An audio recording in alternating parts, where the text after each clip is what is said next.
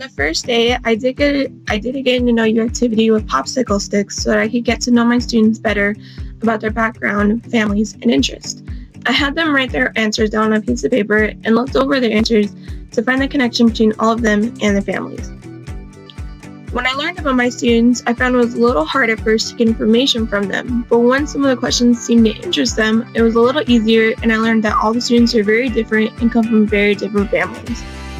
The one thing I did find connection about is that either both parents worked or only one parent worked, and they loved to go shopping with their families. So my students are going to write a paper about how one of the parents are producers, how they're consumers, and that they like to do what their parents do when they grow up.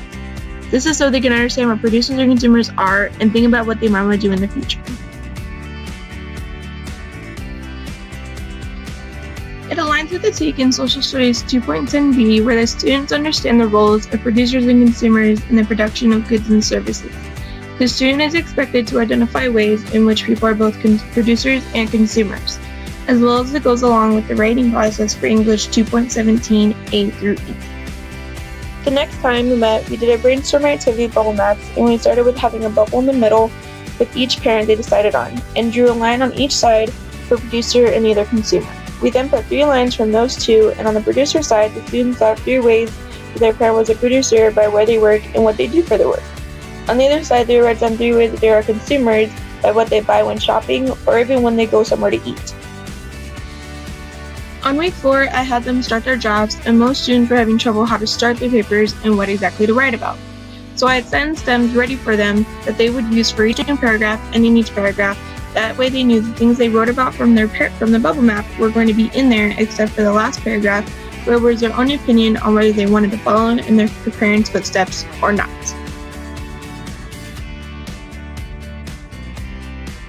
Week 5, I brought an anchor chart for the students where they will draw the same exact anchor chart in their journals, and we will go over as a group what each section of the picture is asking. We use this so they can understand what their picture and main idea was for the paper, as well as how the paper would come together with the supporting details from their bubble map. My students were okay with this activity, but it wasn't one of their favorites. The next time we met was revising, where I had a picture/organizer for the kids, and they seemed a little more excited for that activity since they were able to use colors and color coding their papers. My students were able to start revising right away and going over each other in the organizer, and most of the time they worked together, but if they didn't understand something or needed help, I was there to assist them when needed.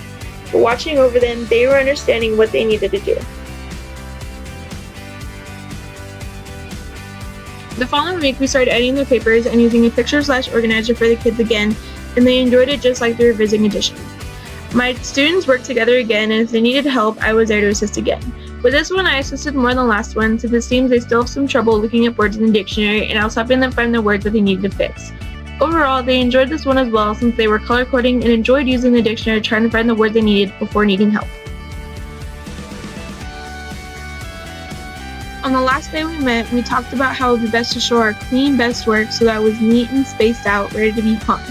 This was so if anyone passed by, they would be able to read their work and learn about these students. Our final product was on a clean white paper with the title for their story and their names. I had them make sure they wrote their final paper using all the editing and revising they used and breaking up their paper into 3 paragraphs to show the difference between producer, consumer, and if they wanted to follow their parent when they grow up.